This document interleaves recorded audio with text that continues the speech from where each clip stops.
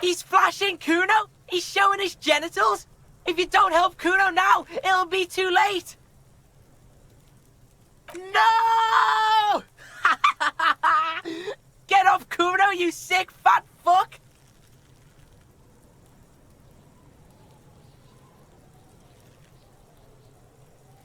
Look.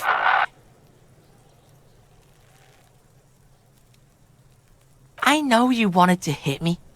You got that I'm gonna fuck that Kuno up look that Kuno's dad gets. The murder look. The rage look.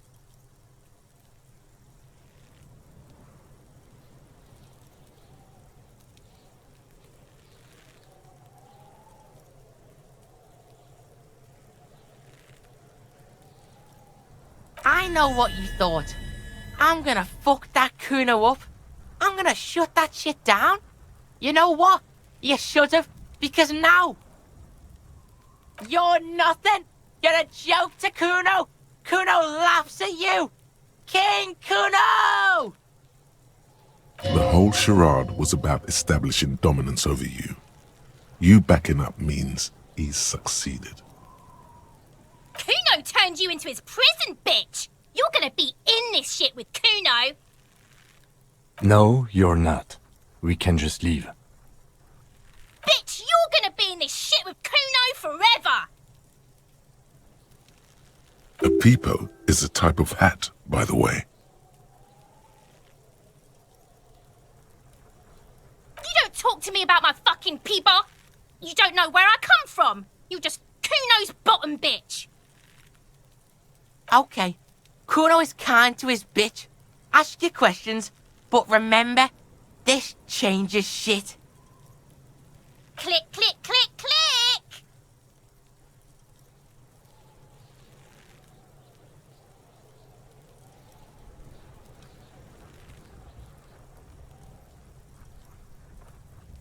Kuno doesn't fucking care.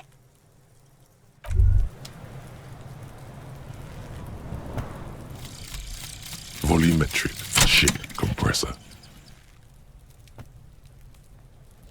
Bizarre scientific news from Revachol West today, where a police officer's shit has been observed at a pressure of around 495 gigadecimals. These metallic hydrogen levels of shit togetherness were thought to exist only at the center of collapsing stars, not law officials. It remains to be seen how long the shit singularity lasts.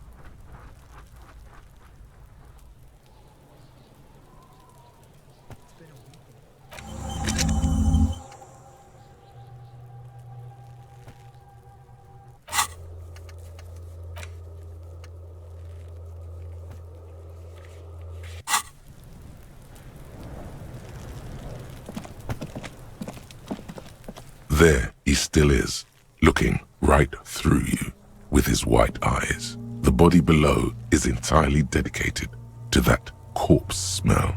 Emitting it is all it does now.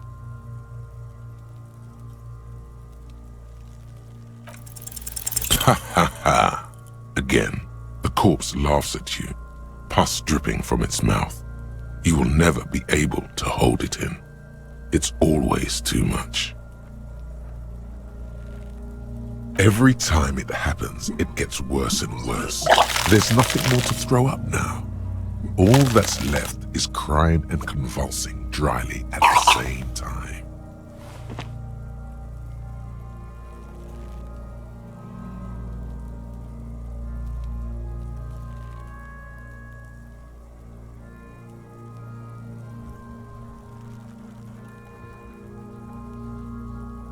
I'm at a loss as well. I could swear your shit was together, detective. Sometimes even that is not enough. Life is unfair. Officer, you just need to be stronger. Learn to keep it in long enough for us to work. There's nothing else to do. Relax. It's okay if you don't make it today. The bloated corpse isn't going anywhere.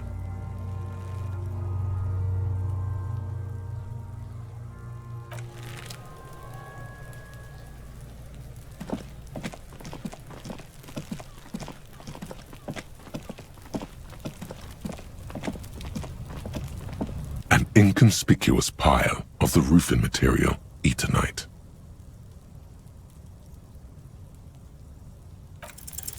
Because there's a secret door hidden behind the panels of Eternite. That's why they're too orderly. There it is. You see a shabby little door.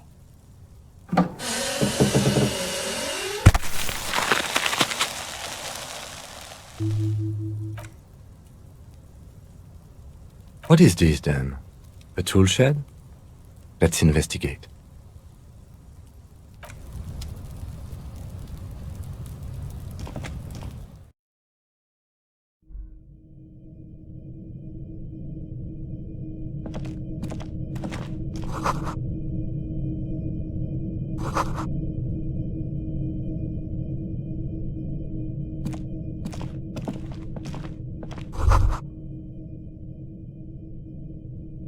Be still, my beating heart.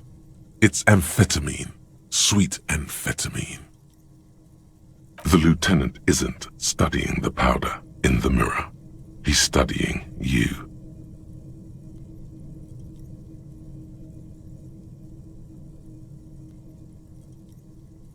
Perhaps not. This is below our pay grade, detective. However, see that ladder there? It's probably another way into the industrial harbor, no? A secret path the local kids use.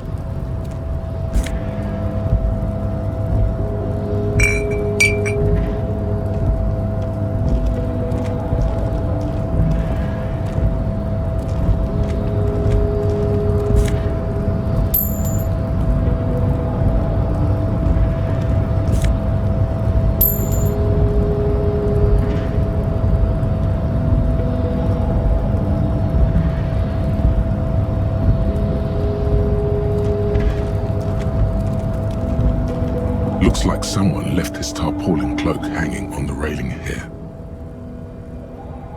Yes, it's probably yours. It bears the RCM insignia, and you have a habit of being careless with your equipment. You could probably make the jump. You look like you've done some track and field in your day.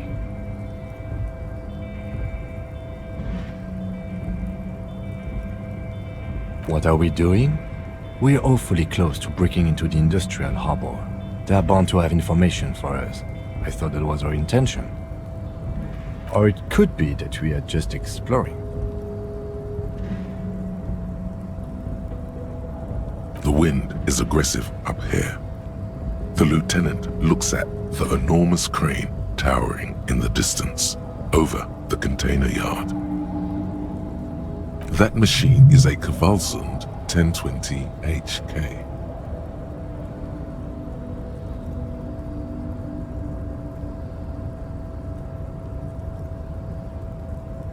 Is it?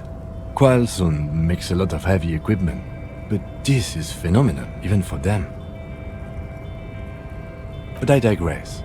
We were focusing on your cloak here.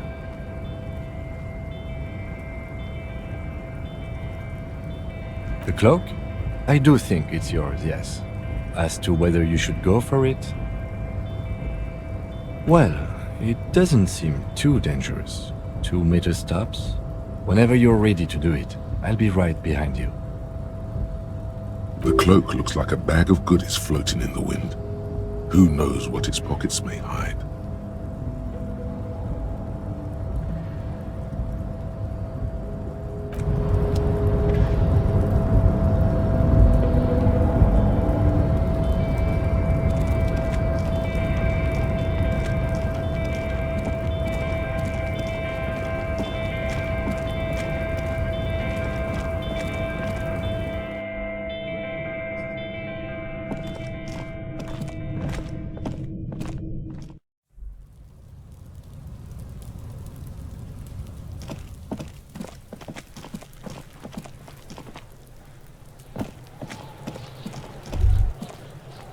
This trash container is locked.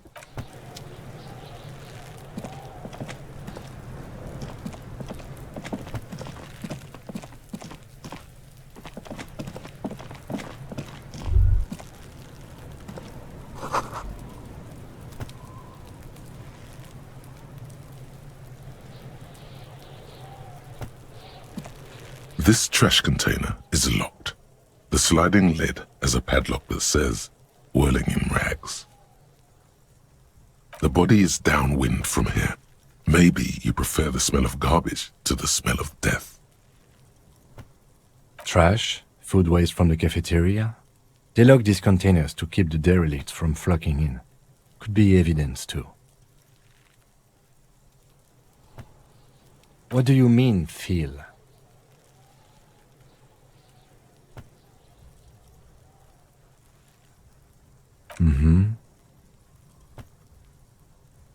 We could try using a pry bar, the one you took from my motor carriage, or we could ask for a key from the manager of the Whirling-in-Rags.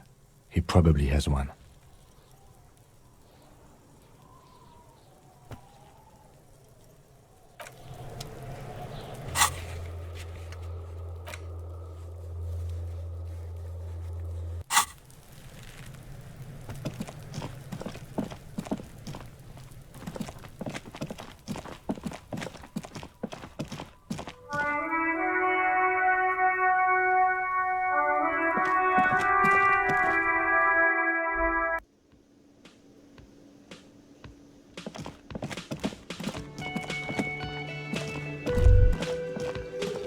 Can I help you?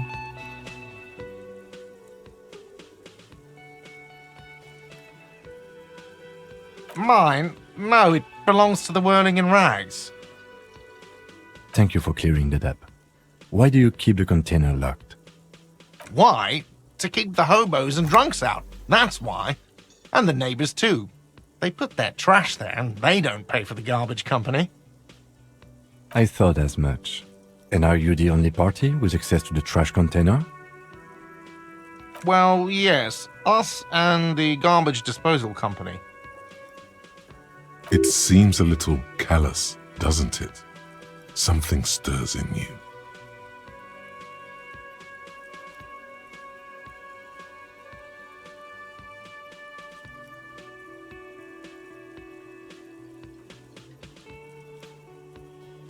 Okay then. Maybe you're callous yourself. What do you need them for? It concerns the case. Please cooperate. Just bring them back once you're done, please.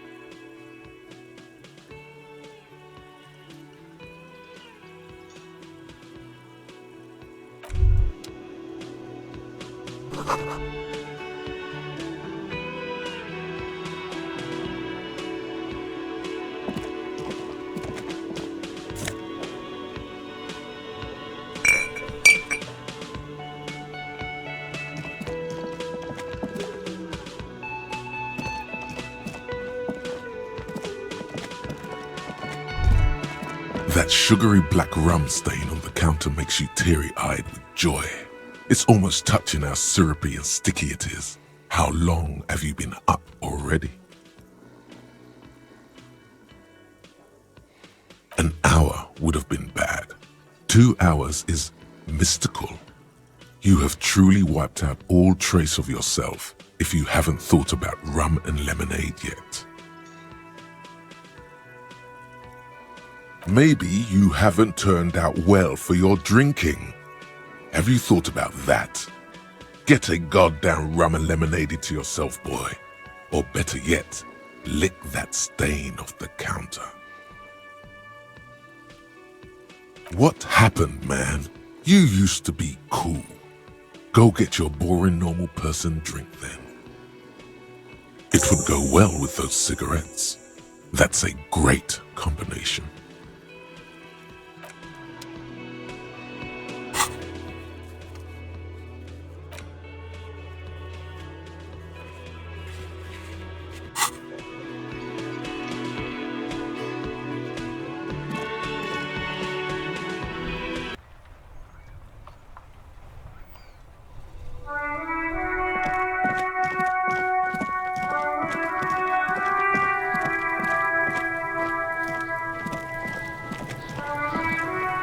This trash container is locked. The sliding lid has a padlock that says, Whirling-in-Rags. With a well-oiled crack, the lock pops open. It should now be possible to simply raise the lid. Don't. Maybe you shouldn't.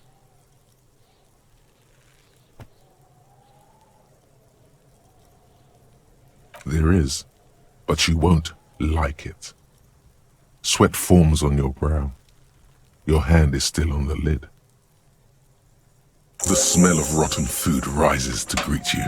You see soggy cartons, dirty rags, and organic waste.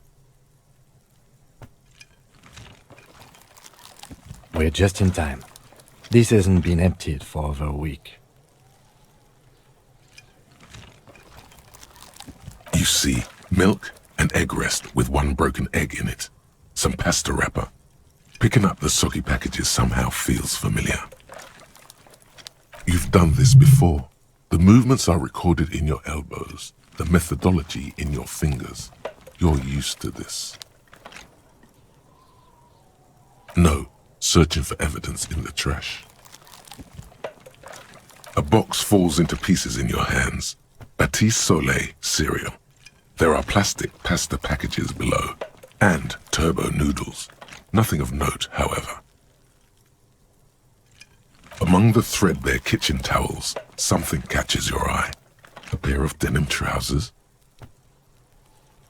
As the legs of the slime-covered jeans begin to unspool from the garbage, a rank corpse smell fills the air. The victim's clothes? Cadaverine odor is faint. If these belong to the deceased, they were removed when he was still in the early stages of decay. Drop them in here, officer. Guitar-marked blue jeans. Pockets empty or emptied. He wore them with a belt, too, a white belt. The loops appear stretched, but the belt is missing. That's it. Do you see anything else in there? I have another bag here. Something slimy catches your eye. A drab, long-sleeved shirt, olive-colored, appears from the food waste, dripping with pus. This is a military-type overgarment. No label or serial number. This is the kind of rib-knit shirt that's worn over light armor to conceal it in an urban scenario. Anything more? The rest of the rags are just kitchen variety waste. A yellow old mug that catches your eye. But other than that... All right. We should go to Gart again and ask if he knows who put the clothes in the trash. It could be as simple as someone from the hostel cleaning the yard. Or that one. I'd advise against confronting that force.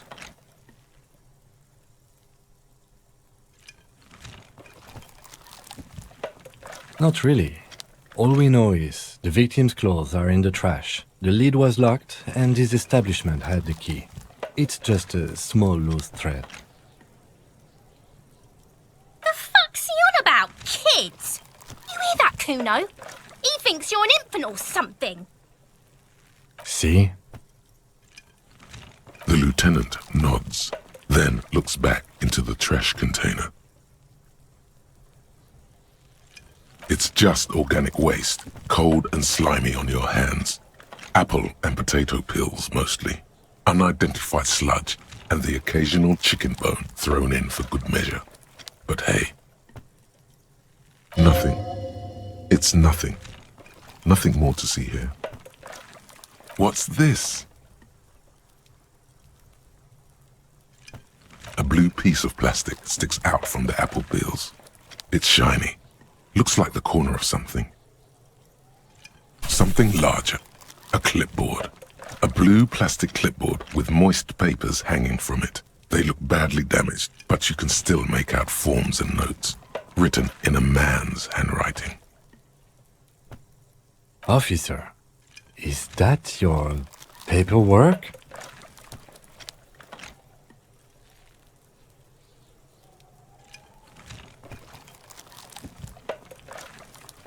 It is. Look, the plastic has the RCM street grid on it. You've even got an autopsy form in there. If you don't mind me asking, how did this get in the trash?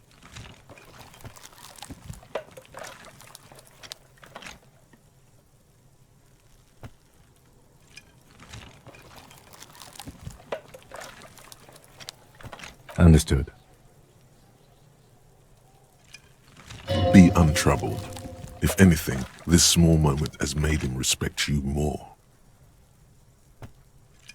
You pick out a broken mug with an oddly racist depiction of the yellow man frolicking in saffron.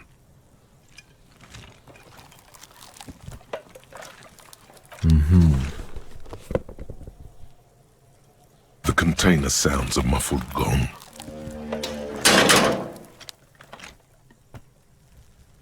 That's one thing off the list. I think we got it all. You said you didn't want to talk about the ledger. However, now that you have it back, it would not hurt to start taking notes on the case, officially.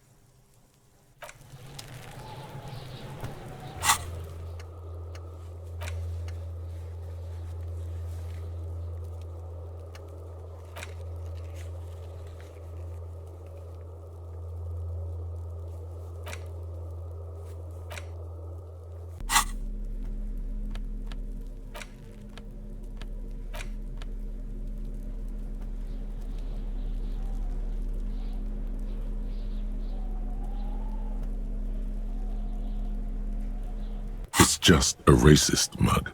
What's there to read here? Not much. Oh boy, here we go. What are you going to say about a broken, tossed-away mug that you dug out of the garbage?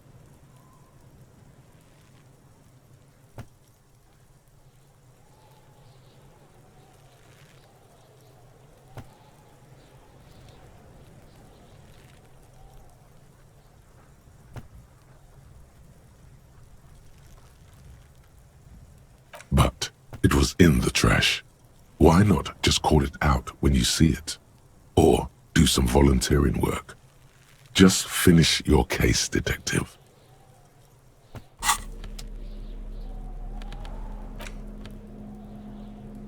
It's just a racist mug. What's there to read here? Not much. But it will not happen. The mug talk is exhausted. It is time to return to work.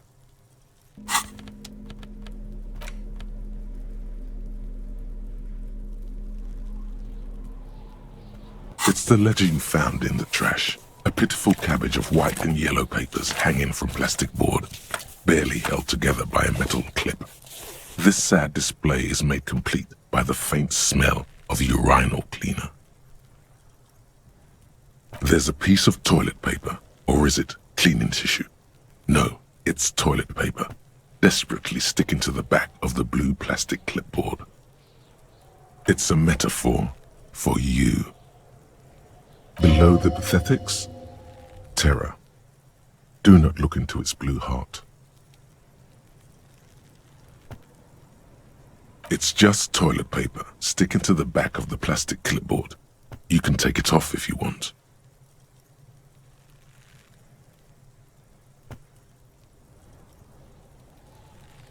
If you want it to be kitchen tissue, it can be kitchen tissue. It's not though, it's toilet paper. Still wet, the toilet paper, I mean kitchen tissue, sorry, peels off the plastic easily. All you have to do is shake it off your finger and voila, the ledger now looks marginally better. The acidic stench of rotting food is rubbed off on the cellulose. It now forms the base of the experience. This base surrounded by a faint air of spoiled meat, the stuff of death itself, and then sprinkled liberally with the citrus zest of toilet cleaner. The lieutenant observes you, raising and lowering the toilet water-logged mass under your nose, trying to get a good whiff, a good analytical whiff. Excuse me, I just have to ask again. How did it get in the trash?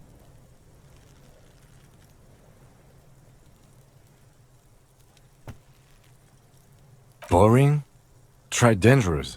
You should do a thorough inventory of that. Make sure some has not fallen into the hands of the RCM's enemies, organized crime, or worse.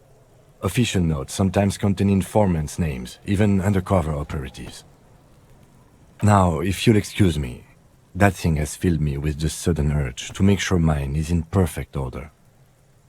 Needless, it looks great, unlike yours, which is an unholy mass dripping with excrement. An aluminium block runs the width of the board, biting down on the paperwork. Its crocodile teeth are the only thing keeping the papers together. A regular pencil, the tip worn down to nothing, has been attached to the clip. The surface is interrupted by a silvery sticker. It's rectangular, sparkling with iridescence. You don't know how you didn't notice it before. What? Yes, halogen watermark used for adding information to RCM property. It depends. Aside from an anti-counterfeiting stamp, mine has my station number and address. The information varies by date of issue. How many years you've been on the force, he's thinking. It'll have that.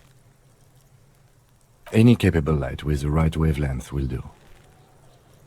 All RCM vehicles have headlights designed to reveal halogen watermarks.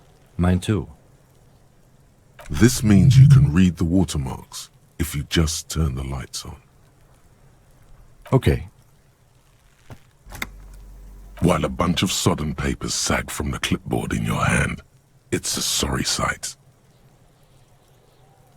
It's made of dark blue plastic, hard enough to beat someone to submission with. The edges are rounded, however. The U4 size board feels thick and heavy in your hand. Light shimmers on its wet surface. On the back you see the embossed letters, RCM. Blue. The blue heart. Don't look into it. Something rattles inside, ever so lightly. Is there a hidden compartment? The plastic shimmers like lapis lazuli, but it is not see-through. You cannot see to its center. With your hands, U4-sized pages hang from the clip screwed to the top of the board.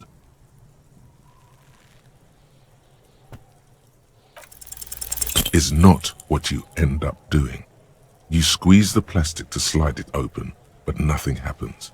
Then you bend it some, then crack it. The goddamn thing is stuck. The ledger quivers in your hand. As it shakes, the pages rustle. This pathetic mess suddenly afraid of you for some reason. They're not exactly white. They're yellowed in patches by sunlight and alcohol, and covered in dense blue handwriting. Ink escapes into watercolor patterns, reaching its tendrils across entire pages. The paper itself is checkered, with faint red lines, forming short paragraphs. Once in a while, there's a red stamp that exclaims, "Case files, commit to paper." The case files themselves are plenty. You count more than 100 sodden, crumpled up, earmarked pages falling apart in your hands. They appear to be sufficiently organized and extremely dense, if mostly illegible. Work, strife, poverty, the Jamrock Quarter. These are handwritten logs of investigations dating back to January 51, this year. The exact number is hard to estimate due to missing pages and an odd naming convention. But there are at least 20, maybe 30 cases undertaken, not completed, mind you. It's the middle of March. You have attempted 2 cases a week on average.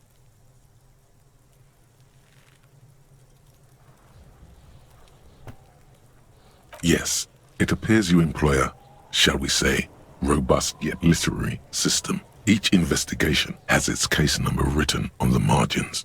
Yet, still more tellingly, most are accompanied by a name. A title, one might say even. One that draws inspiration from snoop fiction and vespertine cop show staples. Yes, all caps. One is called The Next World Mural. Another, The Square Bullet Hole Murders. Another yet, The Unsolvable Case. Others appear more light-hearted.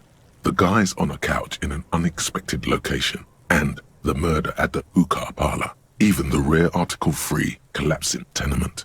Murder features prominently throughout. It's going to take an effort to piece these case files together, but it can be done. Once you're done inspecting them up close.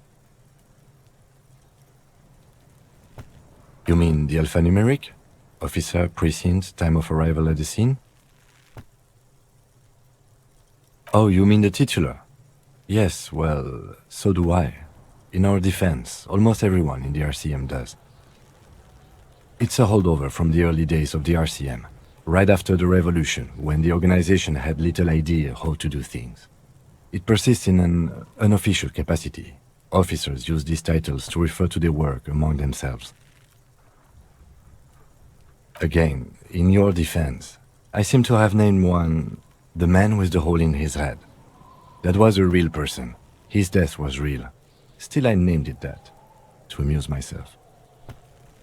I pray his loved ones never find out. Rail spiked through the head. He died. It was a workplace accident. Huh?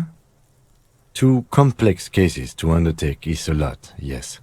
You really have to push yourself. I would not suggest it, lest you start making mistakes.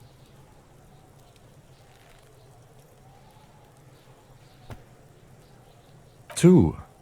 That's a lot. I didn't mean to say you are making mistakes, by the way. That was presumptuous of me.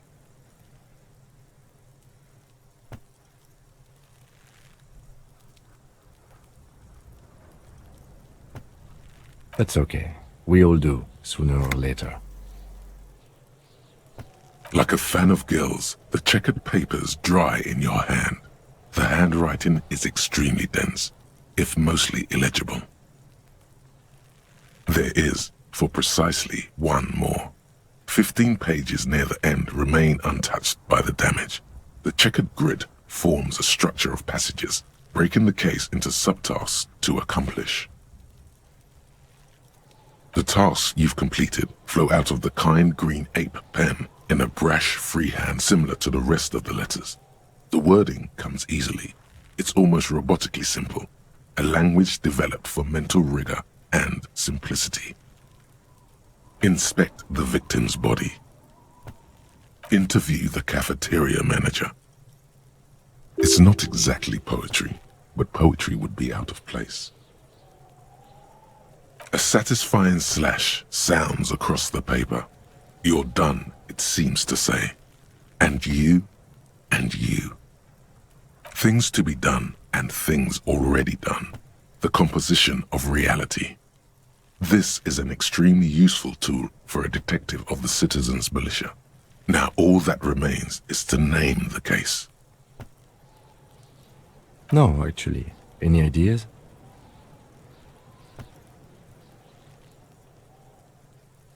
Great. That's great. That's actually what I was thinking too.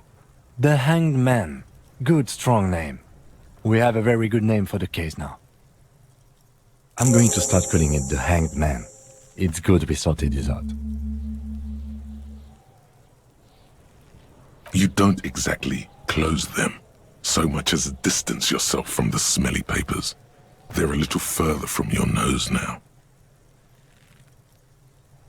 In the back, you see thin, translucent copy of paper. Some neon yellow, some bright red, all covered in boxes, like marching armies. These look like official forms, waiting to be filled out. Then rip them from the binder and hand them out, according to type of form. 3. The topmost are misconduct fines, the middle ones are station calls, and the bottommost are field autopsy forms. Each is easy enough to make sense of. You don't have to be an intellectual giant to do police work. A monetary penalization ranging from 20 to 250 real. Severe cases allow for 1,000 real, but that requires special paperwork. The details of issuing these fines are spread out over the rest of the fields. These are quite sinister in tone. They give a date and time for the person to appear at the specified precinct police station. Below the call are the criminal charges you risk by not appearing. A dozen pages of thin copy paper, bright red in color. You see the parameters of a deceased human form waiting to be filled in. Age, sex, condition of internal organs. Yes, all that remains now is to fill those forms and hand them to people. Fines for wrongdoers, interview requests for bad guys, and field autopsies to dead guys. The rest of the stinking cellulose is much worse for wear. Being sandwiched between the board and the rest of the paperwork must have spared the fragile copier paper.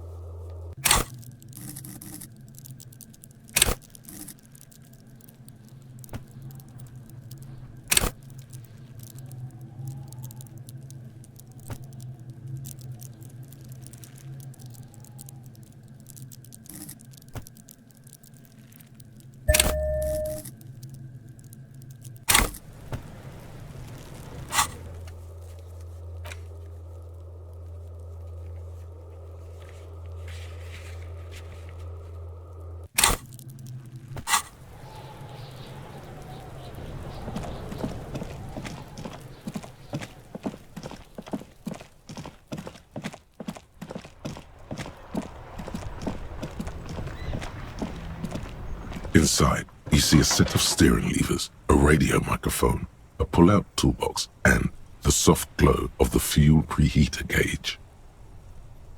All right. Ready? I turn, you press start. It's next to the preheater. The dashboard lights up with orange glow. The rounds per minute gauge jumps, and the engine of the Caprice Canadian comes to life with a whiny growl.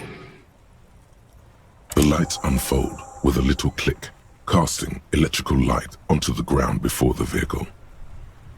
There you go. I'll turn them off from the remote once you're done. We just need to stand in front of the machine now.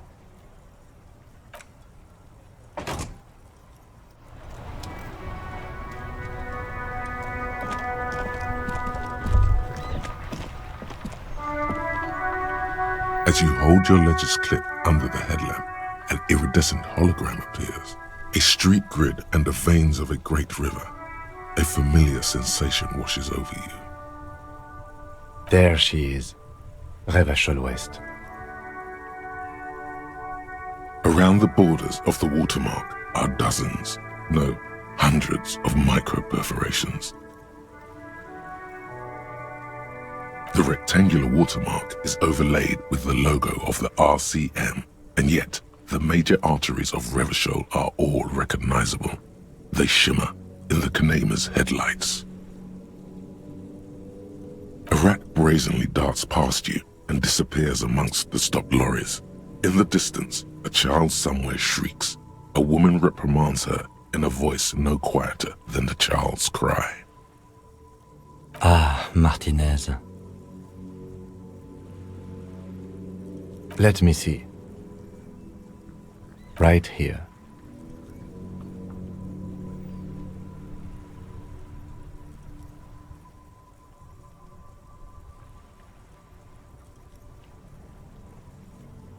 Oh yes. Coal City. Le Royaume. The burnt-out quarter. There are many of them, and they are divided into 3 separate rows. The first row has 18 dots. The next is the longest. It runs all the way around the border, and then some. There are so many, it's hard to count. More than 150, at least, maybe even 200. The last row has 3 perforations. That's it. Those are perforations. They represent your record as an officer of the RCM. They are your statistics, as it were. I should have guessed you'd keep a record. Officers often do. Let's take a look. The first row represents your years of service. 18 years. Okay, not bad at all. What did you do before you volunteered? That's what it says. I might have guessed even longer based on your age. What did you do all those blissful years of your youth?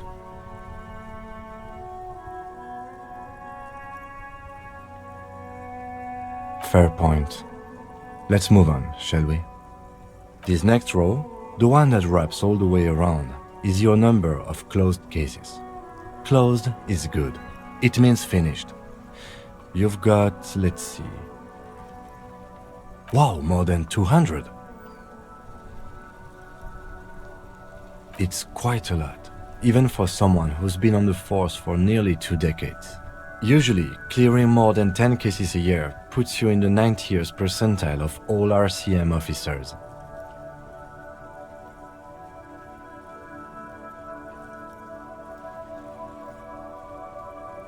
Right. Those are your confirmed kills. You've got precisely 3 perforations there.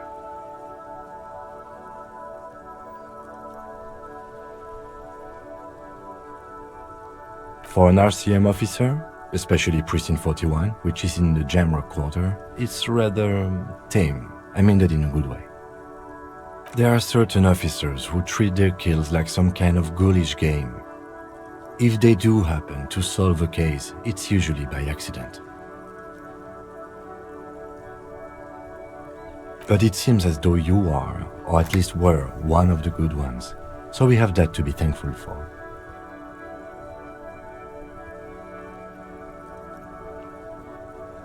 Yes. Everyone has their own method of coping, some more effective or self-destructive than others. Personally, I find it helps to keep up a few hobbies. Oh, this and that. Let's not get into it now. Why not gardening? You've already got the gloves. It's meant in earnest. Please don't mistake it for a jab. The lieutenant nods. Right. I'll go turn off the lights.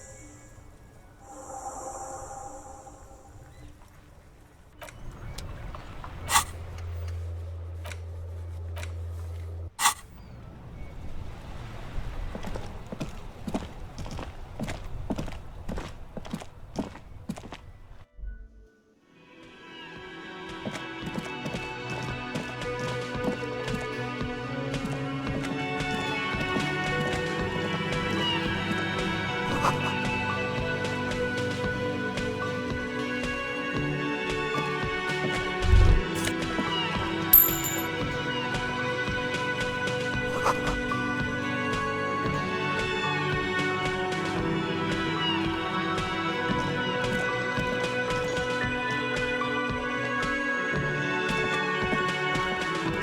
thin man is smoking below an exhaust hood, occasionally sipping from his mug. This must be the Whirling's cook. As you step in, he nods toward the table and says something in a completely foreign language. The only words you can make out are Garancy and Kubek. It must be his name, Garancy. Garancy Kubek. Sounds representative.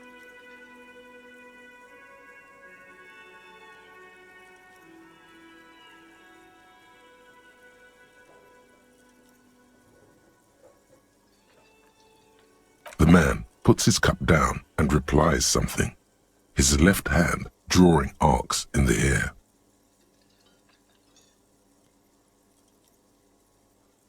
He smiles and bangs his ladle against each of his pots in turn. It's almost like music, especially with the sounds of assorted dishes boiling and simmering on the stove.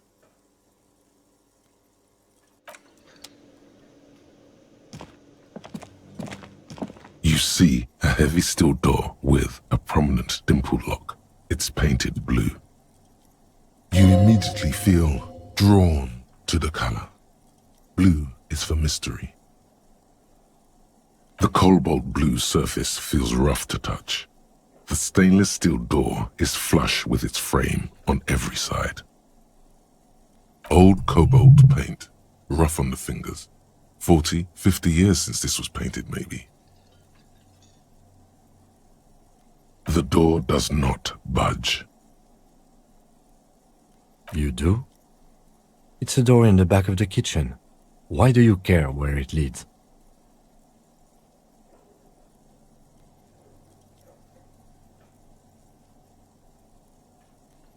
It is quite pretty. I suppose we could look into it as a side investigation. Gart is the person to ask about this, the cafeteria manager.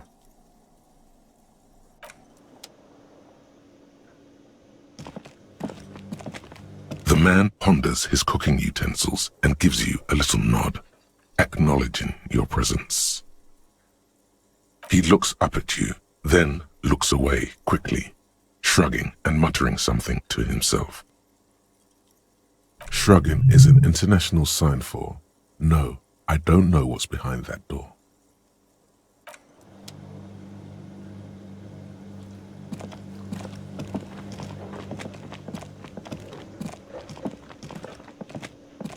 Can I help you?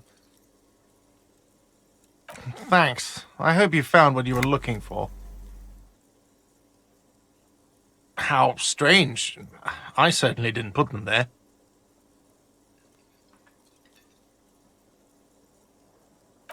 Sylvie had the keys before I got here, and I can vouch for her. I can vouch for all my stuff. None of us would tamper with the crime scene. The trash collection service? CS Municipal. I don't see why they would put anything in the trash, though. Ah, the elusive CS Municipal. I doubt we'll be able to track down who was sent here last and when. This will have to be one of those little threats that solves itself down the road. Thank you anyway. Yes?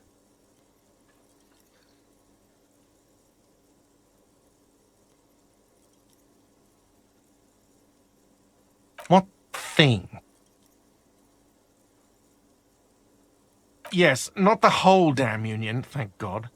Just the nastiest and loudest faction. They come here in the evenings. Dumb, unruly types. Think they're big shit.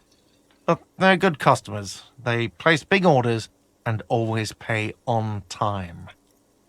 He hates the Union, but grudgingly recognizes its power over him.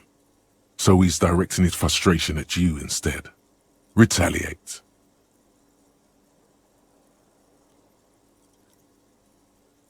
We should find out who this Lord faction is, occupying the booth. Loudness means talkative, and we need info. We don't. We have to wait. They'll show up sooner or later. Men get hungry, even striking men. If not today, then they'll be here tomorrow.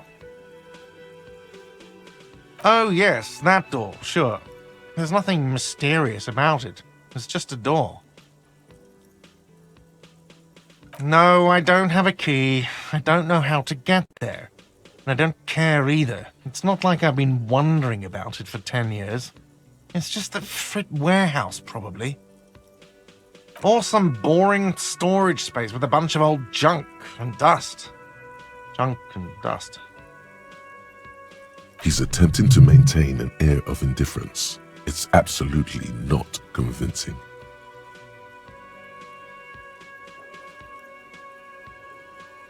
Fine, okay, a little. But my job doesn't leave me time for wondering about one locked door in one of the cafeterias I manage. So I haven't opened it. I have cleaned the whole place 100 times over, though, after the animals. And I haven't found a key, so good luck with that. What? By the way, you should come back to this thing-based questionnaire if you see anything interesting in the Whirling later.